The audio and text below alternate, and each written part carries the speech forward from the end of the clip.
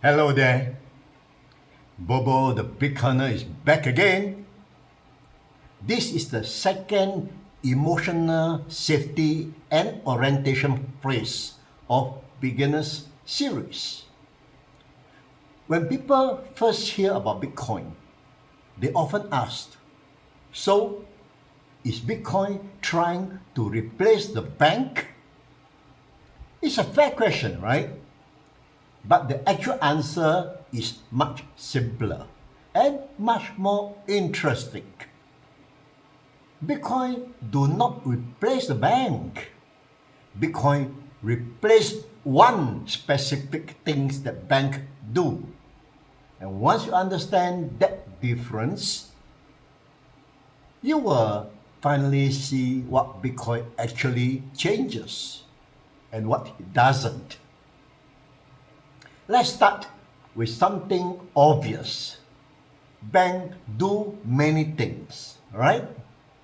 They store your money, they move your money, they lend out your money, they issue credit, they manage the payments, they provide customer services, and they offer mortgages, loans, cards, bank accounts.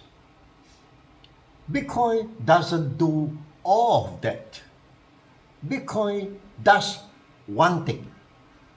It gives you a way to store and move value without needing permission. You don't need permission to do any of the above. That's it. Bitcoin is not a bank. Bitcoin is not a company. Bitcoin is not a financial service. Bitcoin is a base layer of money. Bank provide the service on top of Bitcoin. On top of money. Two different layers, two different purposes. Here's the most important point. Bitcoin replaced the need for a trusted middleman to hold your money. That's it. Bank hold the money for you, right? As a middleman. They decide when you can access your money, how much you can withdraw, what fees you pay, what rules you follow. You must play their rules. And whether your account stays open or not. All this decided by the bank. Bitcoin flipped that model completely. With Bitcoin, you hold your own money. You control your own keys.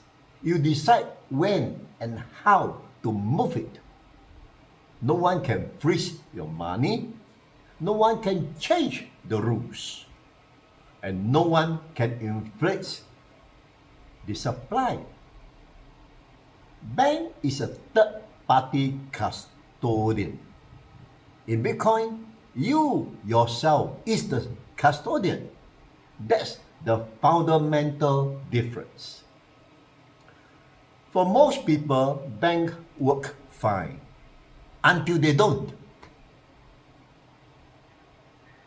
Ask yourself or ask anyone who have experience with their bank account being frozen, block transfer, sudden fees, withdrawal limit, bank holiday, currency devaluation, capital control, and political restrictions. In those moments, you realize something. Your money isn't fully yours. And Bitcoin fixes that. Bitcoin give you a form of money that you own, you control, you can move anytime. No one can stop it and no one can dilute it. That this is not anti-bank. This is pro-freedom. Even in the Bitcoin world, banks don't disappear.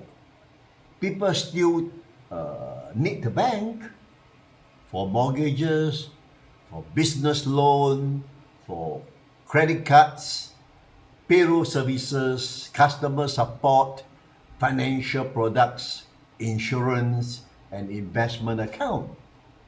Bitcoin doesn't replace those things. Here, the real transformation. You see, banks today operate on trust. You have to trust them, right? You have to trust them to keep your money safe, not to freeze your account, not to inflate your currency, and not to mismanage your deposits. Whereas Bitcoin operates on the protocol verification. No trust is required. The supply is fixed. The rules of protocol can't change. The ledger is transparent. The network is decentralized. And the system is open to everyone. So for banks, you simply have no choice but to trust them, right? Bitcoin take away the trust. Bitcoin protocol verify instead. This is the difference. So does Bitcoin replace bank? Not really. Bitcoin replace the needs for bank to control your money.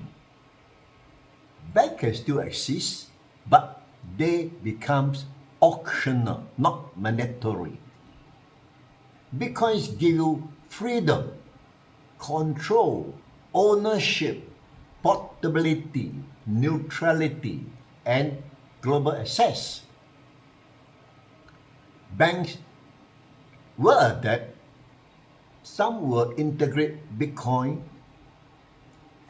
into their system. Some will build services on top of it. Some will resist it. But the direction is clear. Bitcoin gives people a choice they never had before. Bitcoin replaces the base layer, the part where banks hold your money and control access to it. Everything else, bank can still build on top of Bitcoin. In fact, the many are trying. They better move fast because the second and the third layer of Bitcoin was so mature enough to replace the bank's traditional features like mortgages, loans, payroll services, financial products, insurance, and investment. You heard of DeFi, right? Decentralized financing.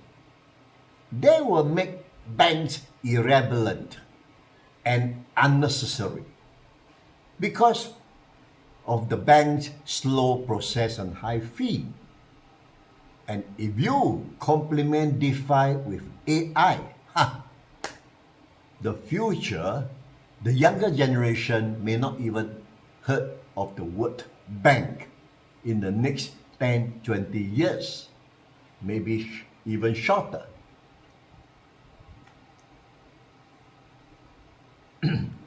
So,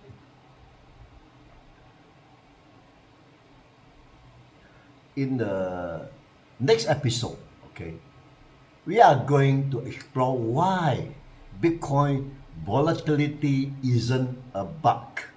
It's actually part of it becoming stronger over time. If you're ready to continue the journey, hit like and subscribe, and your comment will be appreciated. Okay, so let's move on to the next chapter. See you next time. Bye bye. Thanks for watching.